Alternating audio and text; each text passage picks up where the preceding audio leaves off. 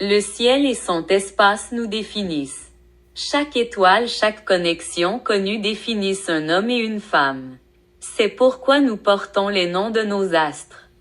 Comprenez que je ne suis ni astronome ni astrophysicien. Je suis seulement un correspondant de mon astre.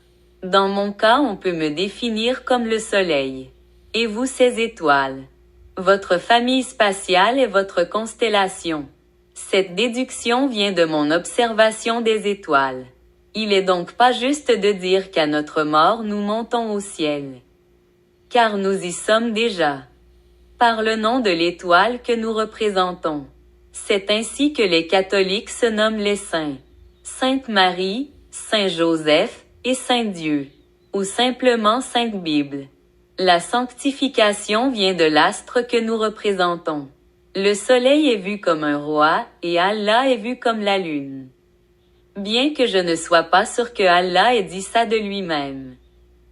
Les drapeaux des pays musulmans contiennent souvent la lune. D'où la connexion, le lien, le rapprochement et la correspondance. Que ce soit la lune partielle ou la pleine lune. C'est le cas de la Tunisie ou encore de la Turquie. Le dieu lunaire est fait d'argile.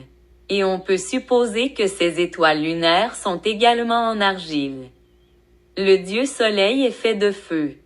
Et on peut supposément supposer que ces étoiles solaires sont également faites de feu. Comme les 51 étoiles du drapeau américain, représentant 50 États. Je dis ça car je suis platiste. Pour moi, le ciel n'est pas un endroit, mais un écran de fumée. Une matière grise que nous contemplons. Un signal audiovisuel que nous recevons. Contempler le ciel, c'est se contempler soi-même. Le ciel a ses limites, et il est bien plus proche de nous que nous le pensons. Nous imaginons souvent un lieu inaccessible et à juste titre.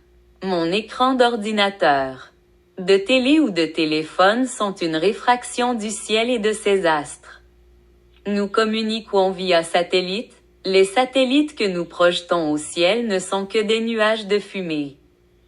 Pollution atmosphérique et matière grise carbonisée. La matière grise est la matière imaginable.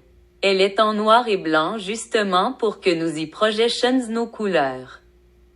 Le ciel éclairé n'a de vue que pour la mer.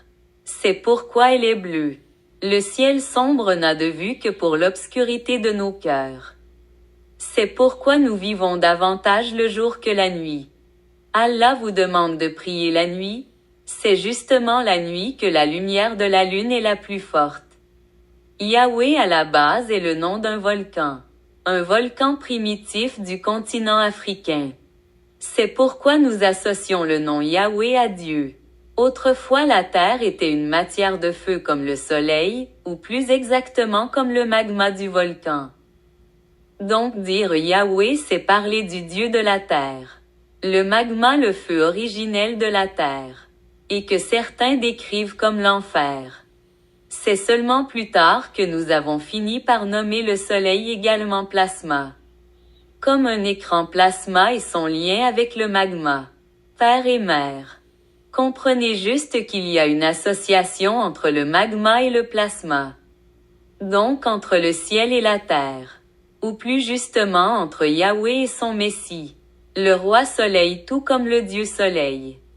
Dans le mot soleil, en français, il y a l'idée d'œil. L'œil du ciel qui nous contemple c'est Dieu. Et les yeux c'est ses cieux, nous. De même. Dans le mot lune, toujours en français, il y a l'idée d'être seul, une. Bien que la lune ne soit pas la seule lumière de la nuit. La lune devance les étoiles lunaires, les étoiles de la nuit. Nuit peut vouloir dire luire, et par le même exemple nuire. Ce qui lui ne nuit pas. Car dans la lueur de la lune, il y a de la lumière. La lumière est bonne, et les ténèbres sont la mort. Nous sommeillons car nous imaginons. Le sommeil est le frère de la mort. Comme Thanatos et Hypnose dans la mythologie grecque, nous nous réveillons ici, et sommeillons ailleurs. Nous sommeillons car nous créons. Les rêves sont nos créations oisives et les cauchemars sont nos créations nuisibles. Nous devons imaginer nos cauchemars pour ne pas les répéter. De même, nous devons imaginer nos rêves pour les recréer. Nous imaginons ce que nous vivons comme nous vivons ce que nous imaginons. C'est pourquoi dans sa chanson, Aqua dit « Imagination life is your creation ». Celles et ceux qui ont de l'imagination sont créateurs-créatrices. Tout comme la philosophie de la Bible nous a permis d'établir les religions. La pratique diffère de son essence. Ça signifie que nous ne pourrons jamais recréer au degré sûr, le surnaturel par exemple. Nous pouvons nous rapprocher de Dieu dans sa création mais cela ne fera jamais de nous des dieux, mais des imitateurs et des copieurs. Car celui qui nous insuffle notre imagination c'est justement Dieu. On parle de droit d'auteur quand le seul auteur c'est Dieu. Nous avons reçu de Dieu sa parole et son souffle. Avant la parole naquit le souffle. Sans souffle nous parlerions de manière télépathique. Dans nos rêves nous parlons de manière télépathique avec notre faux semblable, qui n'est autre que Dieu. Nous n'imaginons pas ces paroles, nous la recevons. La télépathie est donc existentielle. Elle existe comme dans nos rêves. Et pour la reproduire nous devons manquer de sommeil. Dans mon cas c'est ce qui arrive lorsque je manque de sommeil. Je deviens télépathique et les trois mondes, rêve, cauchemar, réalité, s'immiscent avec mon état spirituel. On parle d'état de santé pour ceux qui entendent des voix. Mais pour moi, c'est un état d'esprit. Ces gens sont comme des super-humains qui se connectent à plusieurs réseaux à la fois. Et plusieurs fréquences radio simultanément. La technologie que nous avons créée telles les machines de communication, ne sont que des extensions matérielles de nos capacités intellectuelles. C'est-à-dire que si nous devenions des robots nous pourrions communiquer sans utiliser d'autres méthodes, ou d'autres artifices autres que nous-mêmes. Et si nous devenions des anges? Nous pourrions nous téléporter là où nos pensées nous mènent. Quand je pense à quelqu'un, est-ce que je communique avec ce quelqu'un psychologiquement? C'est plausible. Notre imagination est reliée à nos sens. De ce fait à l'espace tout entière. Notre imagination est contenue dans le ciel. Lorsque je contemple le ciel je nous y vois. Et lorsque je contemple la terre, je lis ce qui y est décrit.